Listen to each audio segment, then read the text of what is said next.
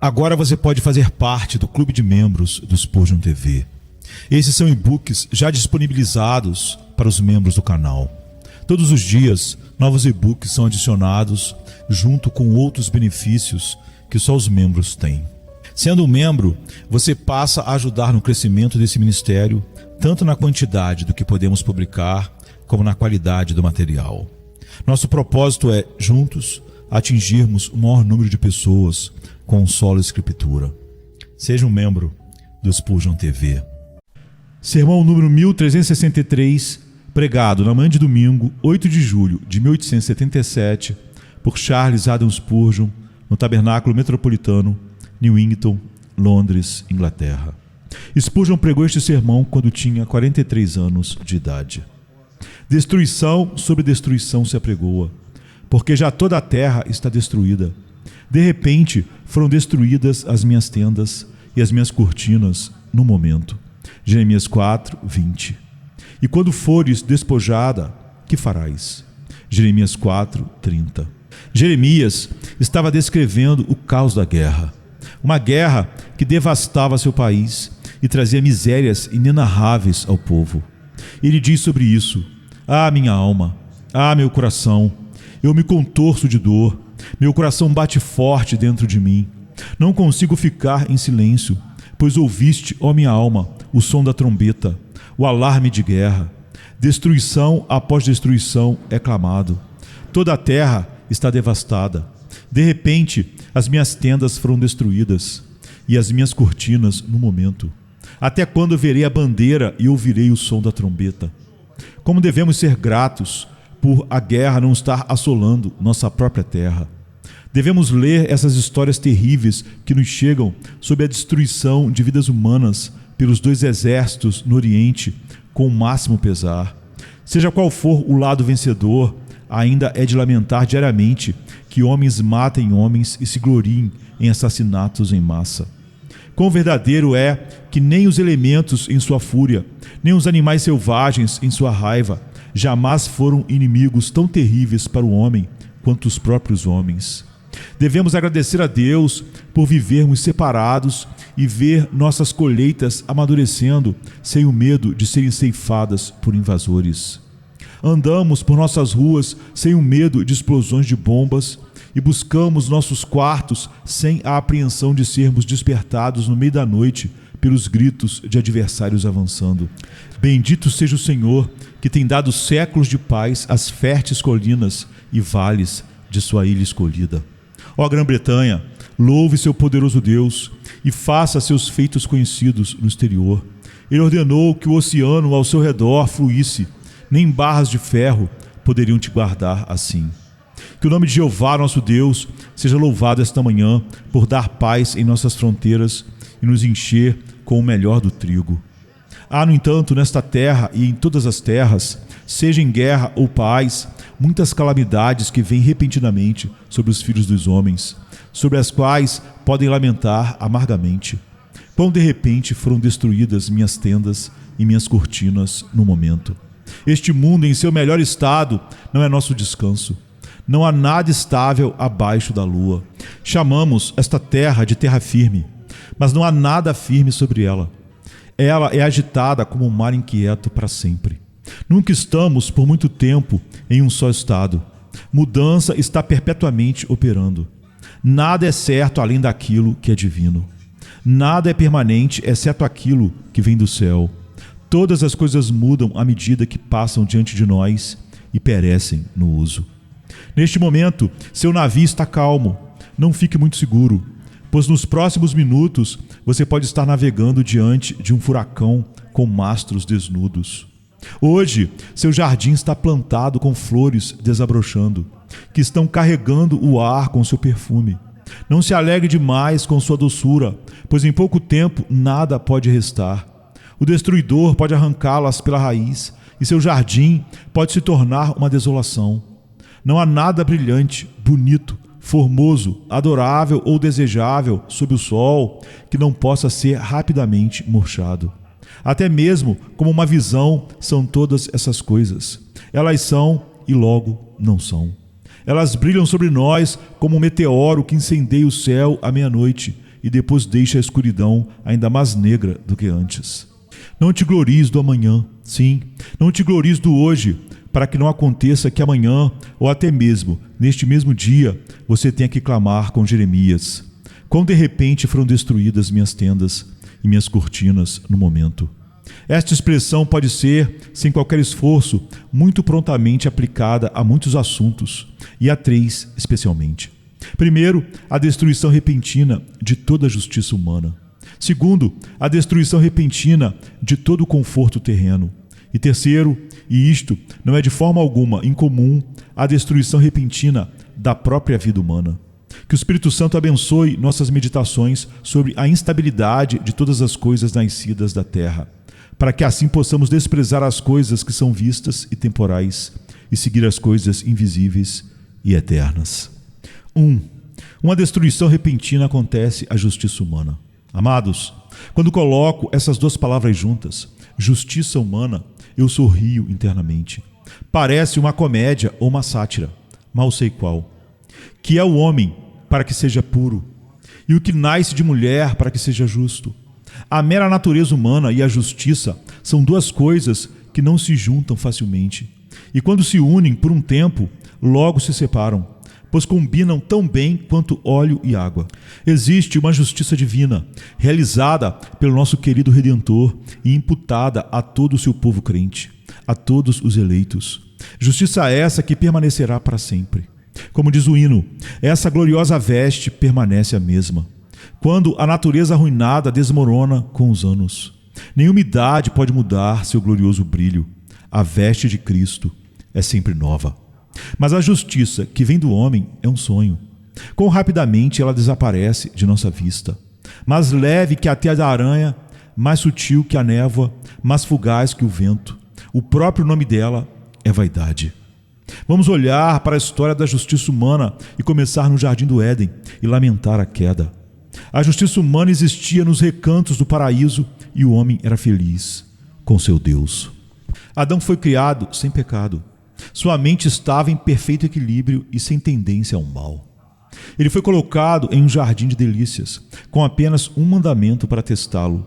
E esse era muito simples, custando apenas uma pequena abnegação para obedecer. Não sabemos quanto tempo Adão esteve no jardim, mas sabemos que o homem, estando em honra, não continua. E em muito pouco tempo, ele e nossa mãe Eva foram despojados de tudo o que tinham. A serpente rastejou e os enganou. Aquele que foi um assassino desde o princípio os saqueou.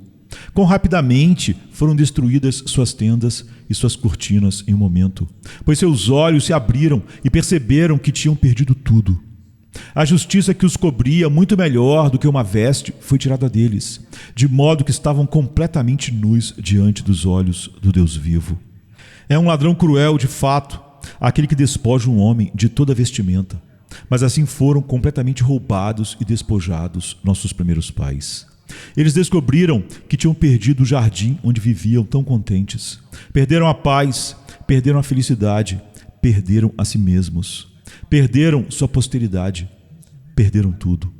Tudo foi tirado deles, exceto aquilo que a infinita misericórdia interveio para lhes dar na forma de uma graciosa promessa a respeito da semente restauradora da mulher. Sempre que pensamos na queda, devemos ser humildes e nos restringir de toda ideia de justiça própria. Pois se Adão, em sua perfeição, não pôde manter sua justiça, como você e eu, que somos imperfeitos desde o nosso nascimento, podemos esperar fazê-lo? Se os ladrões invadiram e roubaram a justiça de nosso ancestral quando sua tenda estava armada entre as ensolaradas clareiras do Éden, quanto mais nossas cortinas serão destruídas nesta terra de ismaelitas e amalequitas. Se a velha e astuta serpente encontrou uma maneira de entrar nos corações não caídos de nossos primeiros pais, quando eles não tinham circunstâncias ao redor para enganá-los, quão vã é nossa esperança de superar o maligno de modo a alcançar a vida eterna pelas obras da lei ou por nossa justiça própria. Uma segunda ocorrência desse fato muito comumente acontece no fracasso das resoluções do moralista. Veja ali aqueles jovens instruídos desde a infância em tudo que é bom. O caráter deles é excelente e admirável, mas será que permanecerá assim? O inimigo não destruirá suas tendas? Muitas vezes é assim. O jovem começa a vida com a convicção de que ele não é como a massa comum de pecadores e nunca descerá ao nível deles. Ele ouviu falar de outros jovens que caíram em tentação e se destruíram pela dissipação, mas ele tem certeza de que não fará nada disso. Como Azael, ele clama: é o teu servo um cão para fazer tal coisa? Ele imagina que seu navio pode enfrentar todas as tempestades e se orgulha da ideia de que o registro de sua vida será muito diferente do de outros homens. Quão verdadeiramente encantador ele parece à primeira vista. Quão honesto, generoso e verdadeiro. Mesmo olhando para ele com os olhos de Jesus, poderíamos amá-lo e apenas lamentar que a ele falte uma coisa. A justiça que ele veste é meramente humana, está totalmente em suas próprias mãos, mas ele acredita que a manterá firme e nunca a deixará ir. Sua tenda está tão bem armada que nenhum vento do deserto jamais a derrubará. Não foram essas ilusões tristemente dissipadas em centenas de casos? Uma tentação feroz surge e as resoluções do homem são levadas como penugem de cardo ao vento. O jovem não pensava que tal tentação poderia acontecer com ele. Ele tinha sido protegido por seus pais e amigos como uma flor em uma estufa e não podia acreditar que as noites pudessem ser tão amargamente geladas no mundo frio lá fora. Mas agora ele tem que sentir a influência cortante do pecado e murcha rapidamente.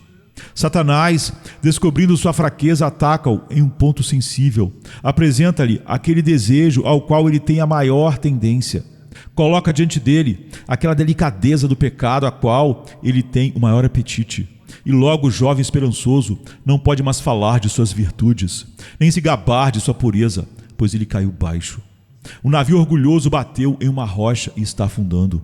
O jovem autoconfiante agora se descobre humano, sendo humano, sujeito à tentação, sendo tentado, pronto a ceder ao pecado.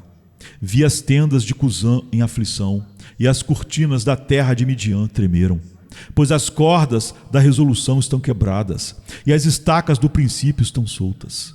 Ai, pobre justiça humana, você logo é atingida na testa e rapidamente rolada no pó. Quão rápido a beleza da natureza humana desaparece na hora da prova.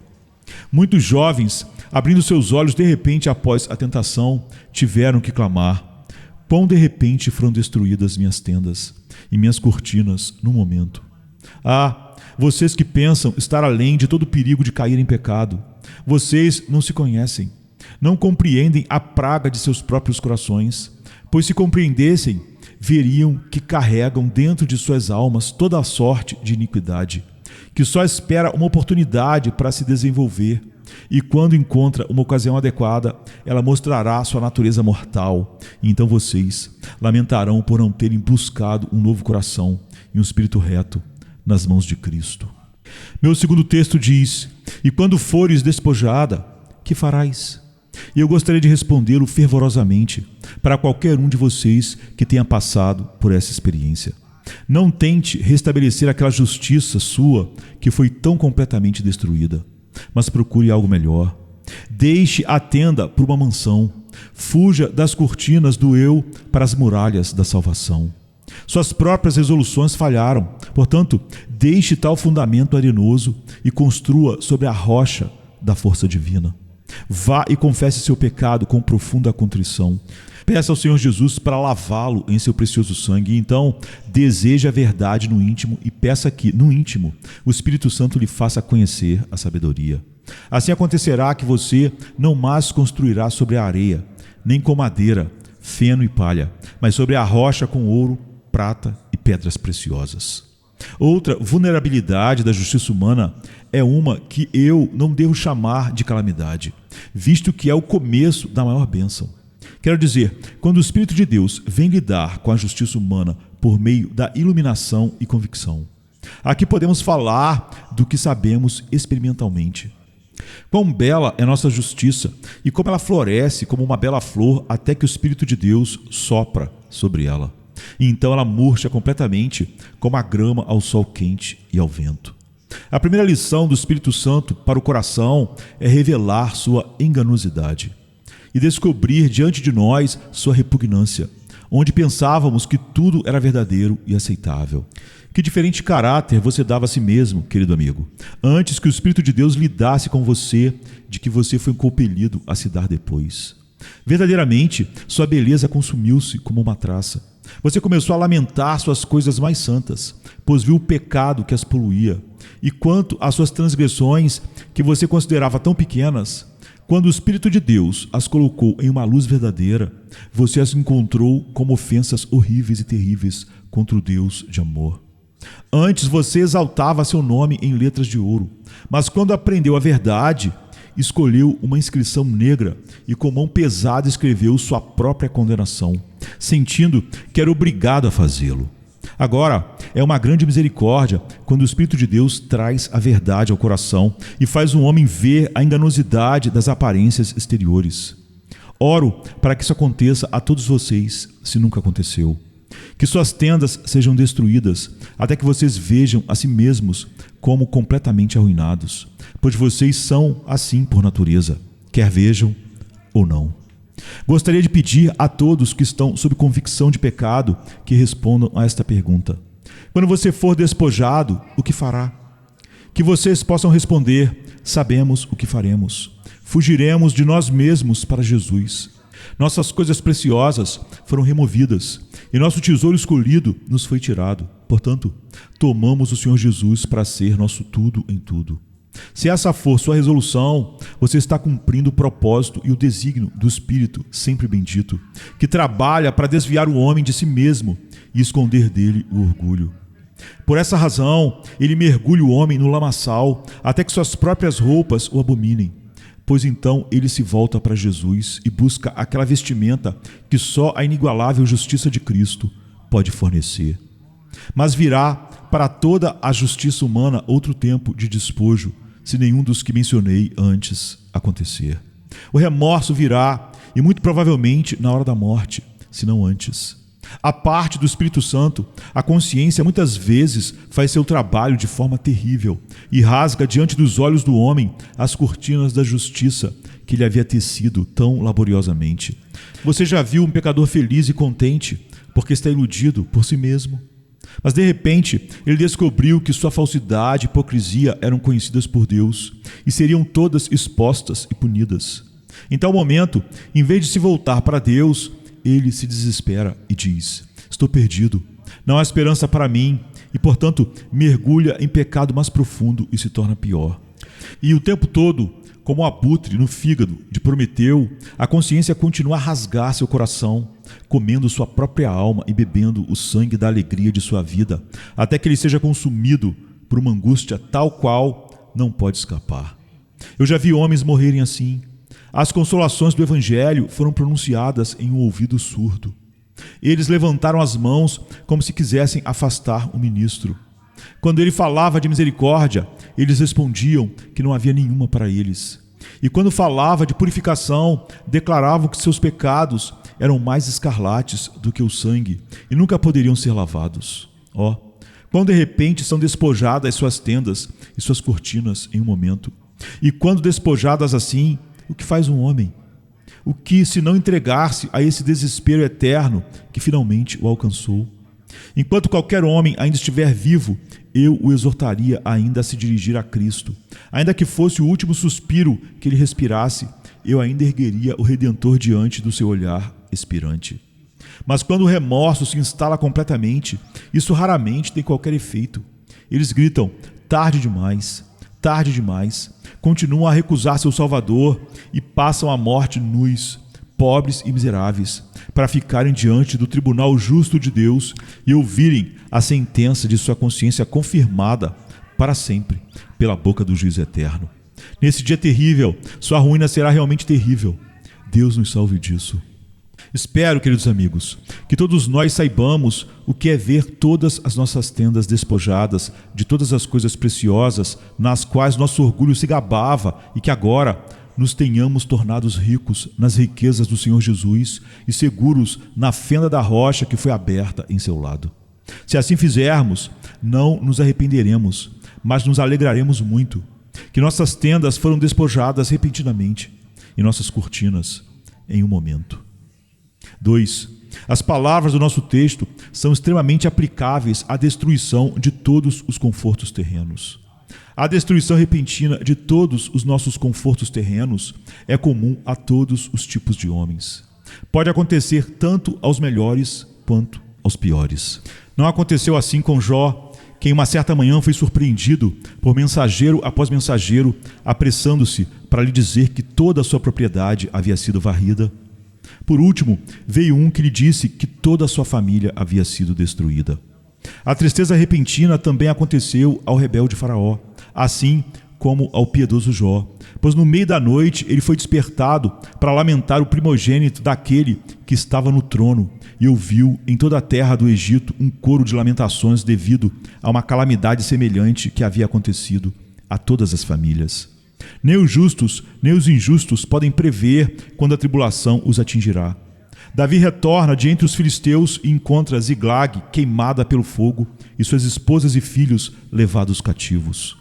Contudo, não apenas os justos enfrentam tais provações, pois Belsazar festeja em seu palácio na Babilônia, mas naquela mesma noite Belsazar foi morto. Uma flecha perfura o coração do ímpio Acabe, mas o gracioso Josias caiu da mesma maneira. Com pés imparciais, a calamidade chega à porta de todos os tipos de homens. Assim como o gavião ataca a sua presa, a aflição cai sobre os desprevenidos filhos de Adão.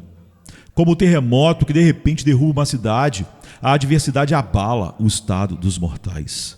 As provações repentinas vêm de várias formas. Às vezes é a perda de propriedade, como no caso de Ló, quando os reis vieram e o levaram cativo com tudo o que ele tinha. Então ele foi completamente despojado.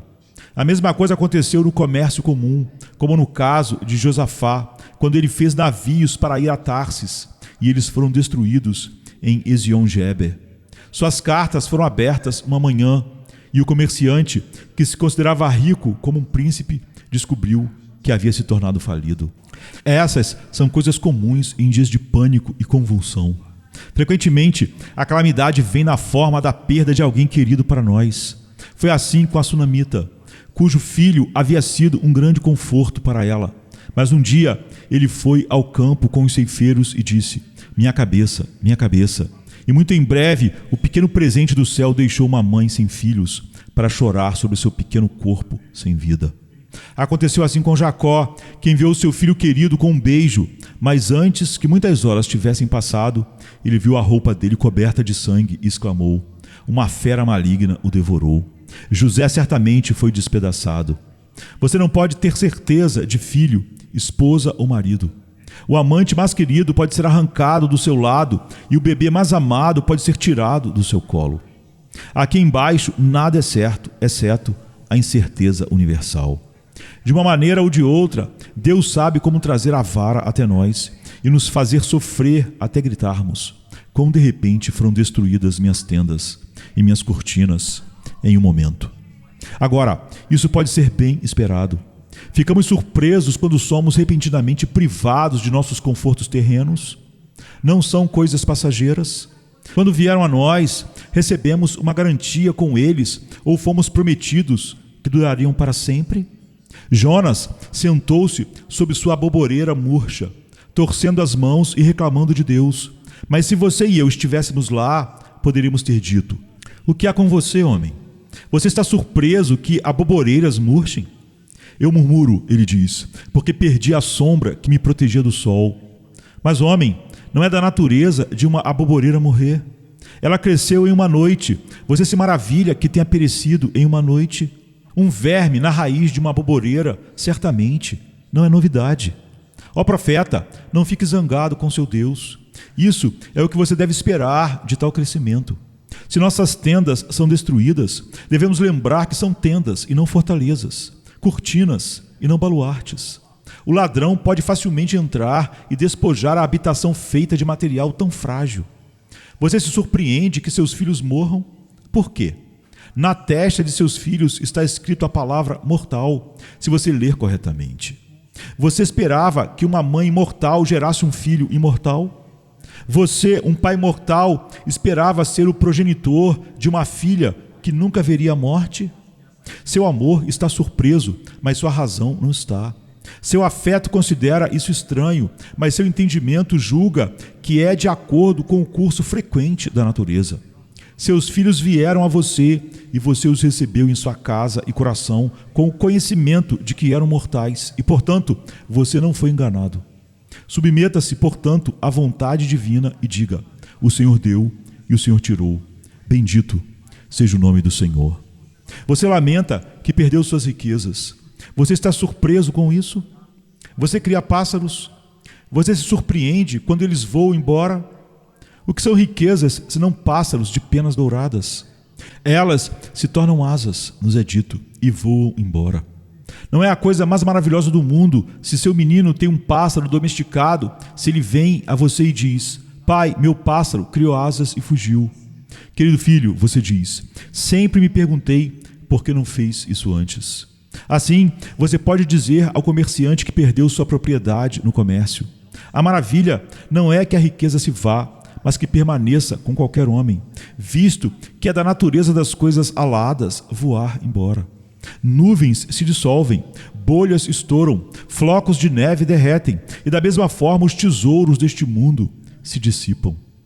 Além disso, nossos confortos terrenos nunca nos foram dados para serem mantidos para sempre por um pacto perpétuo. Eles são sempre empréstimos e nunca dádivas. Tudo o que possuímos aqui embaixo é propriedade de Deus. Ele apenas nos emprestou e o que Ele empresta tem o direito de tomar de volta.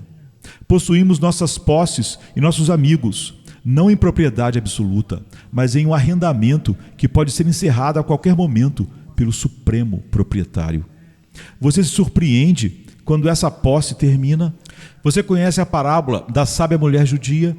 Quando seu marido, o rabino, havia saído para ensinar seus discípulos, certos vizinhos, com grande tristeza, trouxeram para ela os corpos de seus únicos filhos, 2 doces meninos que haviam se afogado. Ela os levou para o andar de cima, colocou-os na cama e os cobriu com um lençol, esperando, em sua profunda aflição, até que seu marido voltasse para casa, lamentando ainda mais por causa da dor que os esmagaria.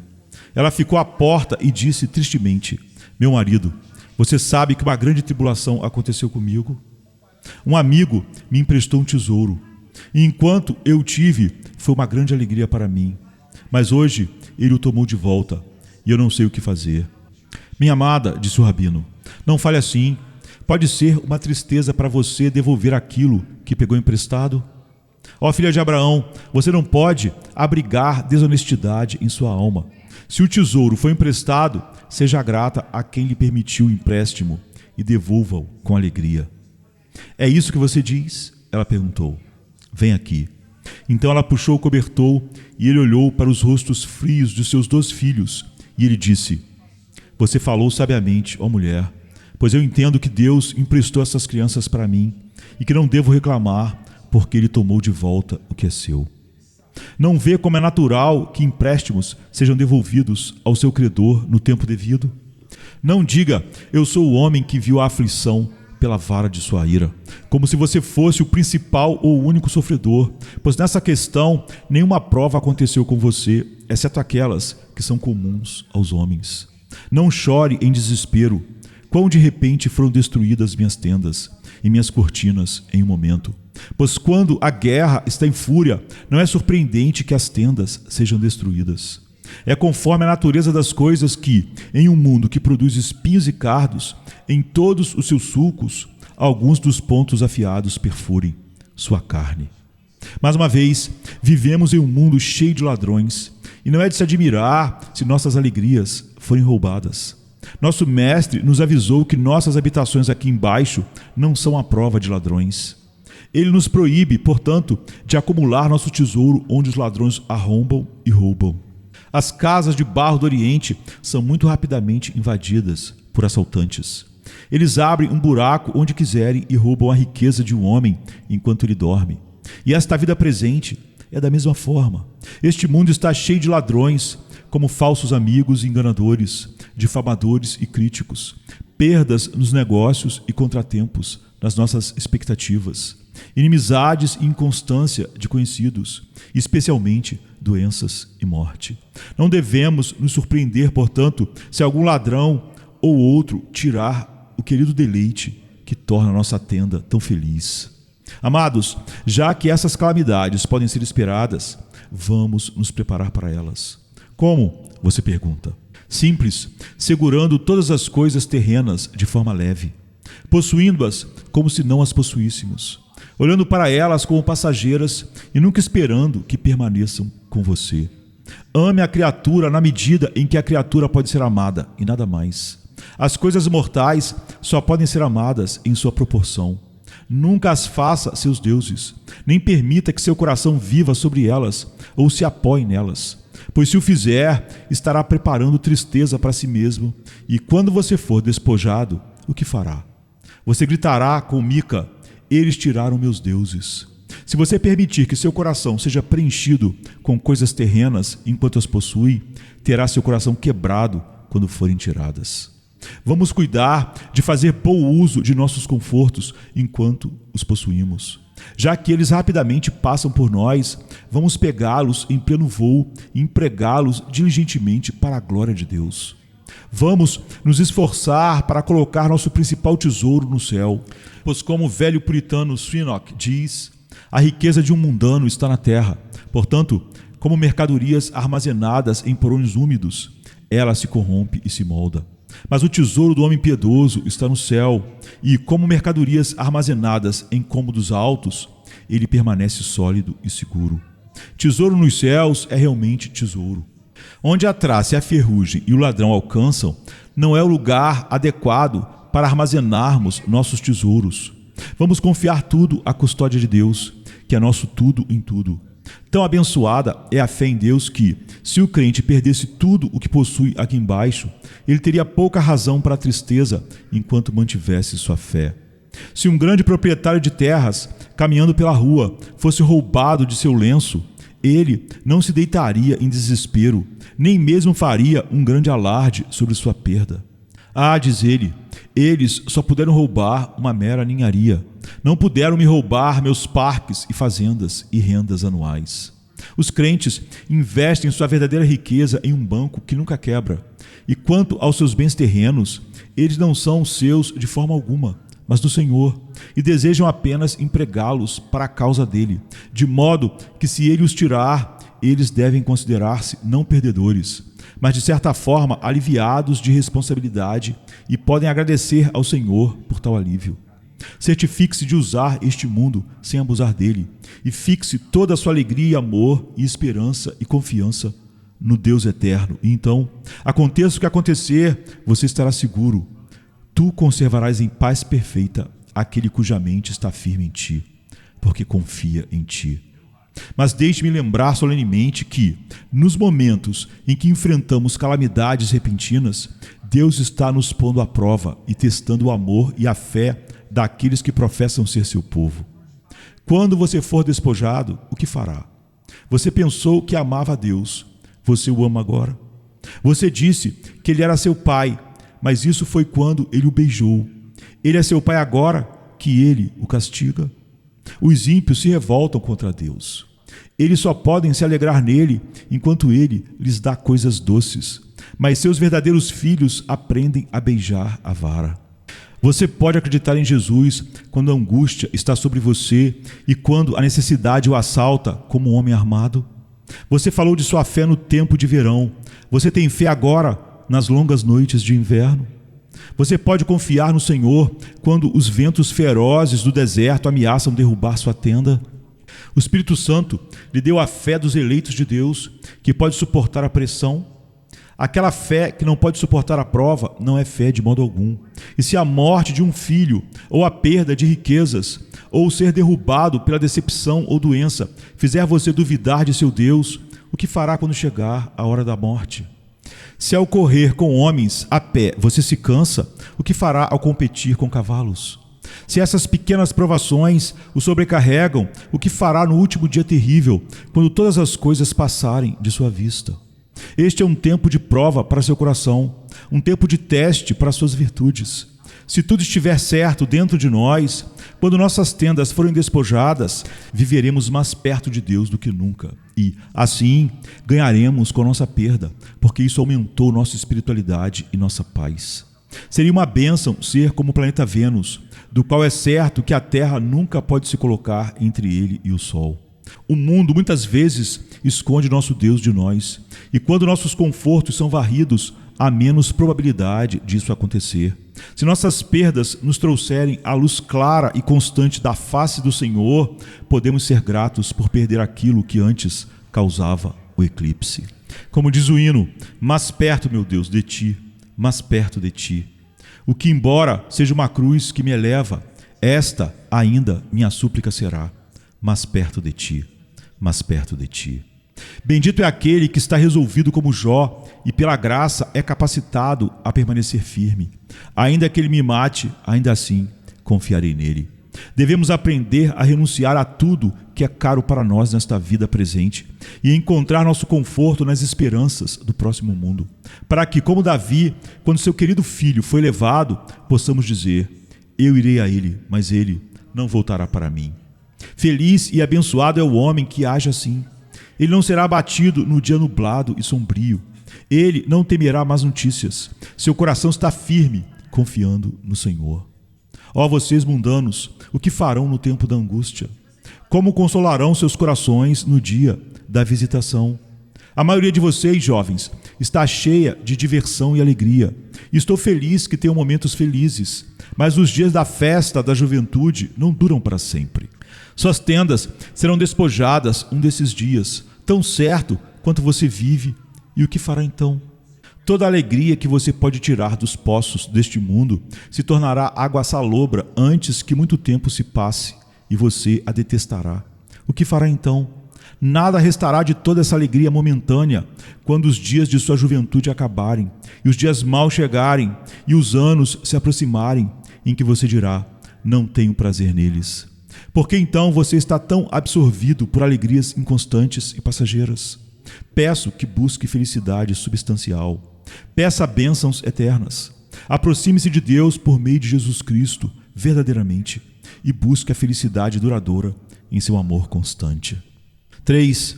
Em terceiro lugar, pode haver uma destruição repentina da própria vida. Em um momento prostrado pela doença e levado à porta da morte, o frágil homem pode bem clamar: quão de repente foram destruídas minhas tendas e minhas cortinas em um momento. Não é nada incomum que os homens morram repentinamente. Não se deseja sugerir um pensamento infeliz, mas esta é uma consideração tão salutar que nunca deve estar ausente de nós. Somos apenas pó e podemos ser dissolvidos em um instante pela morte. Continuamos a nos surpreender que um e outro tenham sido chamados de repente. No entanto, é mais estranho que tantos permaneçam. Como diz o hino, nossa vida contém 1000 fontes, e falha se uma se vai. Estranho que uma harpa de 1000 cordas deveria se manter afinada por tanto tempo.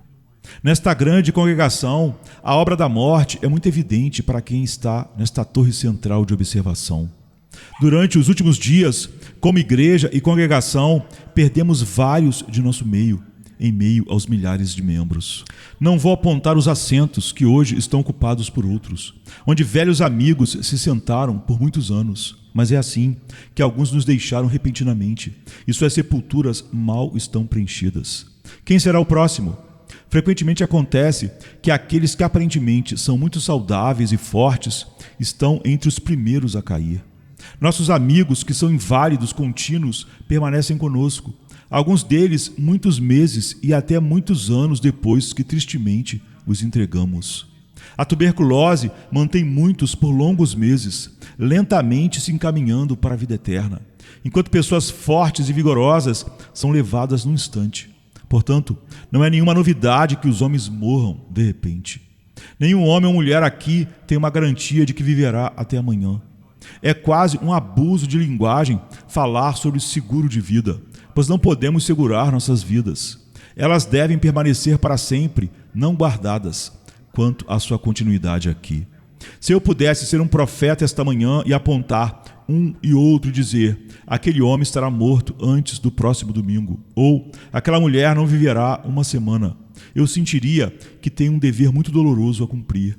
Mas não é sábio refletirmos que isso pode acontecer com qualquer um de nós? Não há razões pelas quais possamos provar que escaparemos do caçador poderoso por mais um dia. Estamos prontos para pensar isso dos outros, pois todos os homens pensam que todos os homens são mortais, exceto eles mesmos.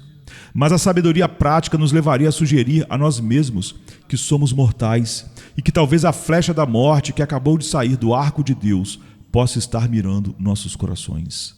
A pergunta é: quando você for despojado, o que fará?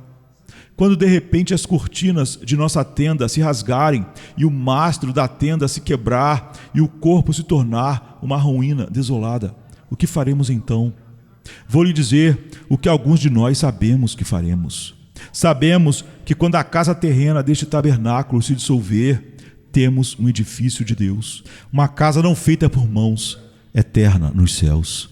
Como pobres pecadores culpados, fugimos para Cristo em busca de refúgio, e Ele é nosso, e sabemos que Ele certamente guardará o que lhe confiamos até aquele dia.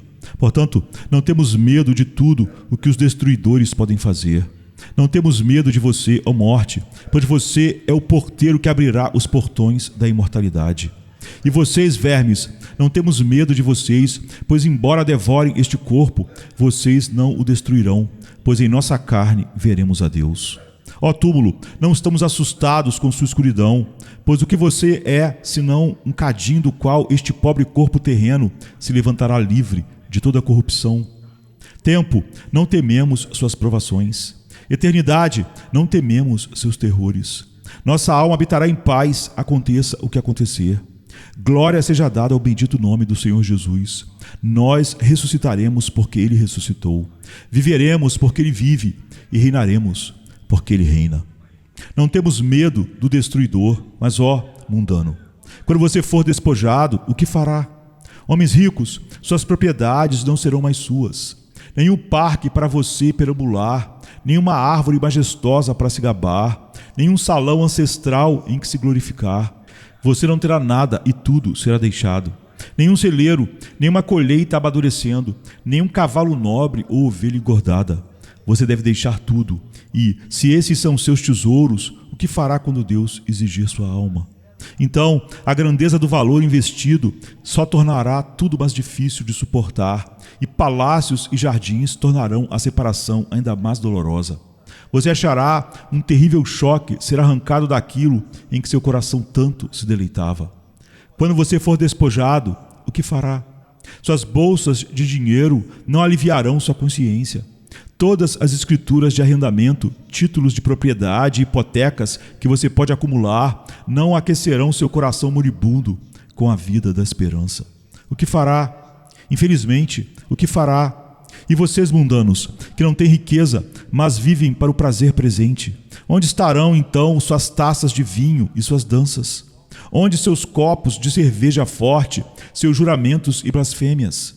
Onde agora a sua farra noturna e devassidão? Quando você aparecer diante do juiz de toda a terra, o que lhe restará?